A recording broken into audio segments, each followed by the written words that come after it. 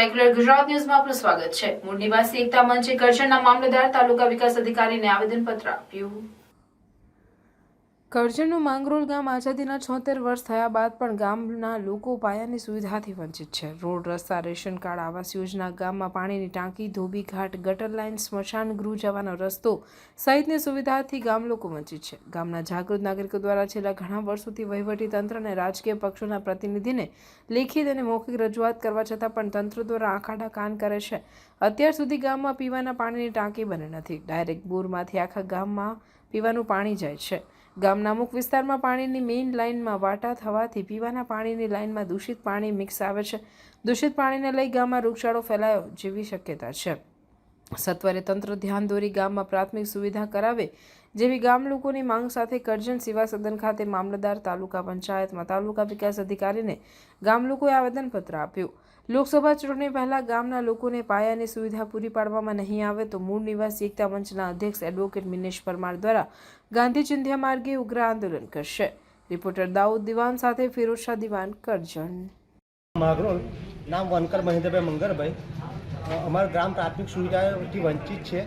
વારંવાર 2015માં પણ આપણે અરજી આપી હતી, અક્ષયભાઈને પણ અરજી આપેલી છે 2015ની અંદર। તે છતાં વારંવાર અરજી કરવા છતાં અમારા ગામ પ્રાથમિક સુવિધાથી વંચિત છે।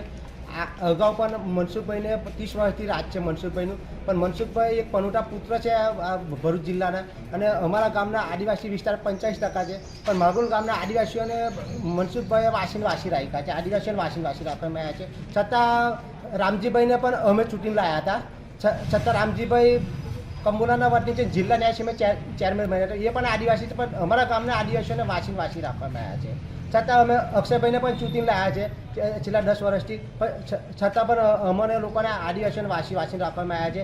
આ દિન સુધી અરજી આપ્યા પછી પણ એક પણ સરકારી અધિકારી માંગરોળ ગામની અંદર કે કોઈ નેતા માંગરોળ ગામની અંદર કોઈ પણ મુલાકાત માટે આવ્યા નથી, એટલે અમારે અહીંયા આગળ રજૂઆત કરવા આવવું પડ્યું ફરીવાર। માંગરોળ ગામે આઝાદીના 75 વર્ષ પૂર્ણ થયા તેમ છતાં પણ ગામના લોકો, ગામના રહીશો પાયાની સુવિધાથી વંચિત છે। ગામના રહીશો, જાગૃત નાગરિકો ઘણા સમયથી વહીવટી તંત્ર, વહીવટી પ્રશાસનને, ચૂંટાયેલી પાંખના રાજકીય નેતાઓને રજૂઆત કરી ચૂક્યા છે, છતાં પણ ગામના રહીશોને પ્રશ્નનો હલ થયો નહીં। ગામમાં મુખ્ય પીવાના પાણીની ટાંકીનો પ્રશ્ન છે, રોડ રસ્તાનો પ્રશ્ન છે, આવાસનો પ્રશ્ન છે, ધોબી ઘાટનો પ્રશ્ન છે, રેશન કાર્ડનો પ્રશ્ન છે, એવા અનેક પ્રશ્નોથી ગામના લોકો વંચિત છે। તેમ છતાં પણ આ વહીવટી તંત્રનું પેટનું પાણી હલતું નથી, જેના માટે આજરોજ માંગરોળ ગામના રહીશો દ્વારા મૂળ નિવાસી એકતા મંચ દ્વારા કરજણના મામલતદાર સાહેબશ્રીને આવેદનપત્ર પાઠવ્યું છે, અને અમારી મુખ્યત્વે માંગણી છે કે જે આ પ્રાથમિક સુવિધાથી ગામના લોકો હેરાન પરેશાન થઈ રહ્યા છે એનો ત્વરિત નિકાલ કરવામાં આવે, અને લોકસભાની ચૂંટણી જાહેર થતાં પહેલાં આ ગામના પાયાના જે પ્રશ્નો છે એનો હલ નહીં કરવામાં આવે તો આગામી દિવસોમાં ગાંધી ચિંધ્યા માર્ગે ઉગ્ર આંદોલન કરીશું। સમાચારોની અવનવી અપડેટ્સ માટે જોતા રહો સેક્યુલર ગુજરાત ન્યૂઝ।